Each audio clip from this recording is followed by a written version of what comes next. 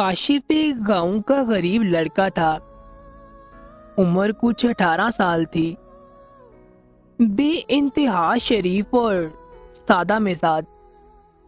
اس کے والد مزدوری کر کے اپنا گھر خرچ چلاتے تھے۔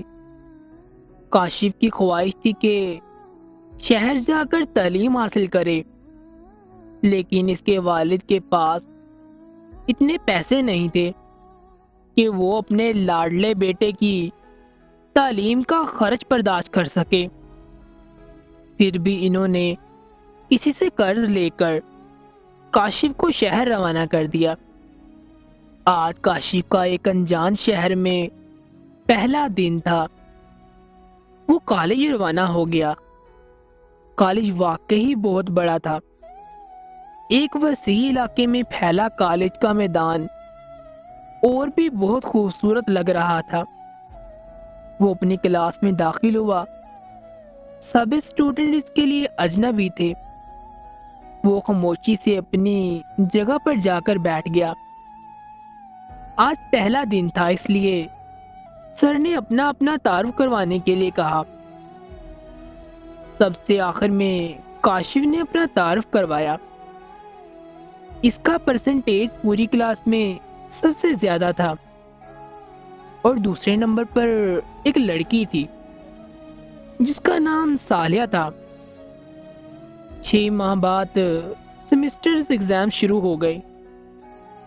چونکہ کاشف ایک ہونہار طالب علم تھا، اس نے اس بار بھی سیمسٹر ایگزام میں ٹاپ کیا، اور صالحہ جو کہ اس بار بھی دوسرے نمبر پر تھی۔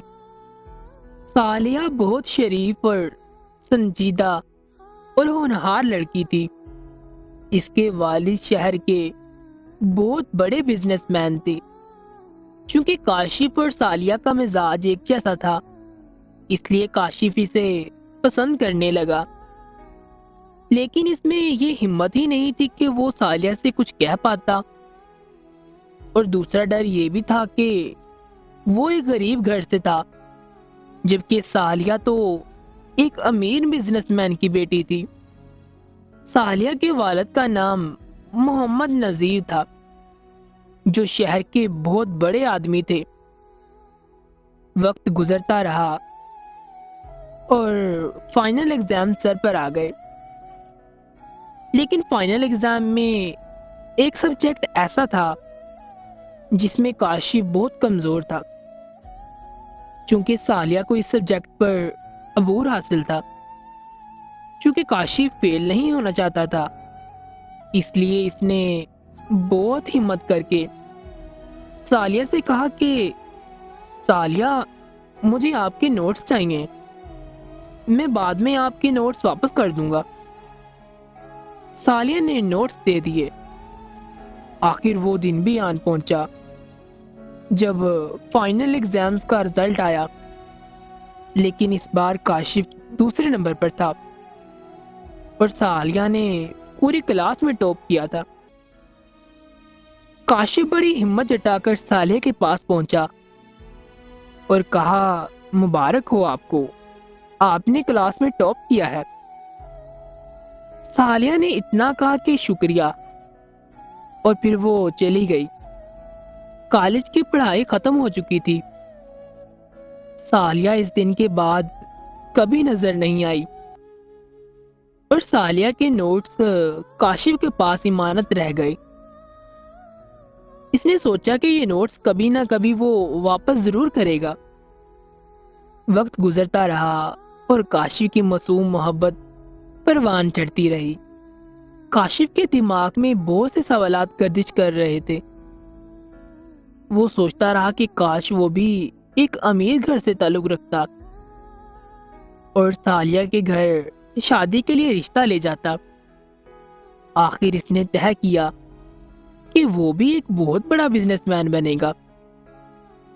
کاشف کو ایک اچھی کمپنی میں جاب مل گئی تھی، اور مسلسل محنت کے بدولت وہ 3 سال کے عرصے میں ہی اس کمپنی کے سب سے بڑے عہدے پر فائز ہو گیا۔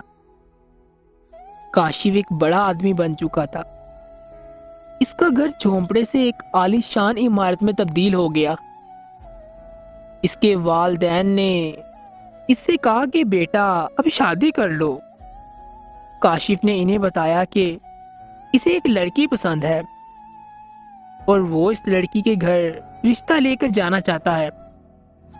اس کے والدین بھی راضی ہو گئے، لیکن کاشف کے ذہن میں اچانک ایک خیال آیا کہ کہیں صالحہ کی شادی تو نہیں ہو گئی۔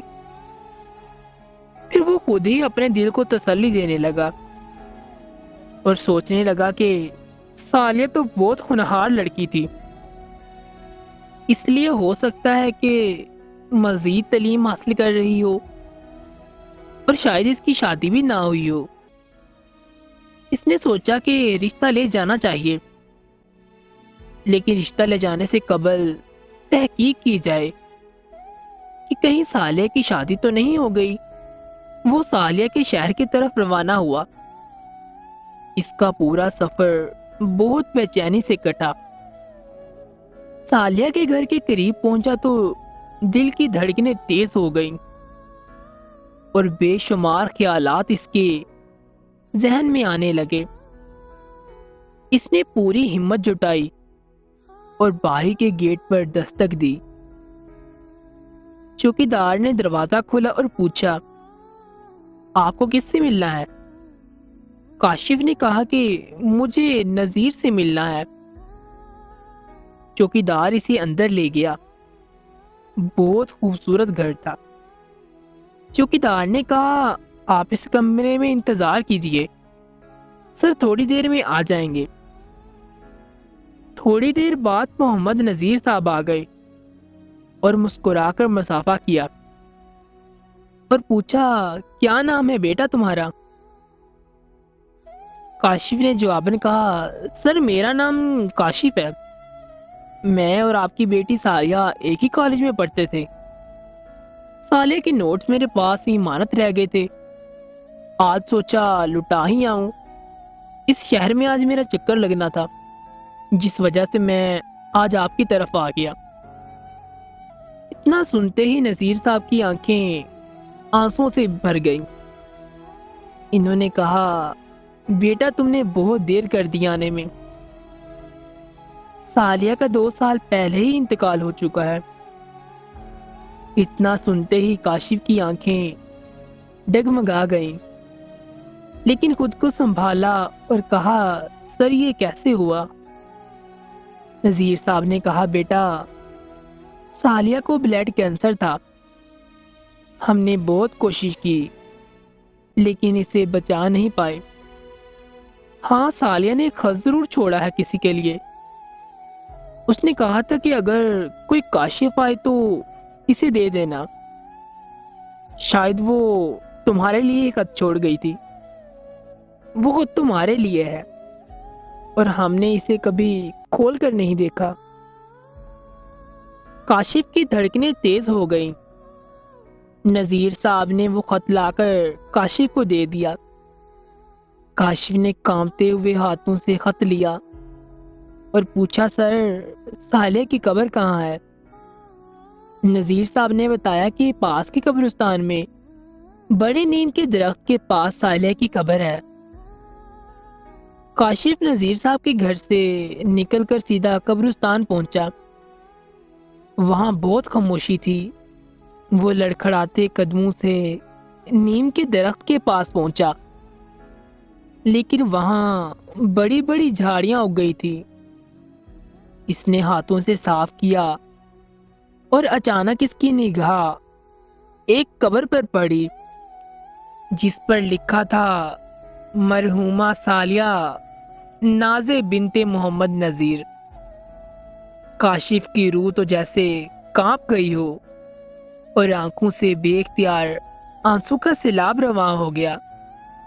وہ زمین پر بیٹھ گیا اور جیب سے خط نکال کر پڑھا جس پر لکھا تھا، کاشف جب یہ خط تم پڑھ رہے ہوگے تو میں اس دنیا میں نہیں رہوں گی۔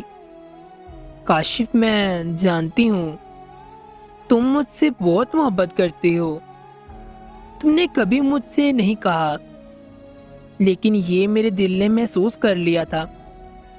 سنو کاشف، میں بھی تم سے بہت محبت کرتی ہوں، لیکن میں مجبور ہوں۔ مجھے بلڈ کینسر تھا، میرے پاس زیادہ وقت نہیں تھا۔ تمہاری خاموش اور معصوم محبت میرے ساتھ ہمیشہ رہے گی۔ سنو کاشف، مجھے معاف کر دینا، میں تمہیں کبھی بتا نہیں پائی کہ مجھے تم سے کتنی محبت ہے۔ میرے لیے ہمیشہ دعا کرنا۔ سنو کاشف، میں تو مر جاؤں گی، لیکن میری محبت ہمیشہ زندہ رہے گی۔ محبت تو نہیں مرتی نا؟ کاشف، محبت تو زندہ رہتی ہے۔ ہاں، زندہ رہتی ہے، ہمیشہ زندہ رہتی ہے۔ کاشف، اپنا خیال رکھنا۔ الوداع۔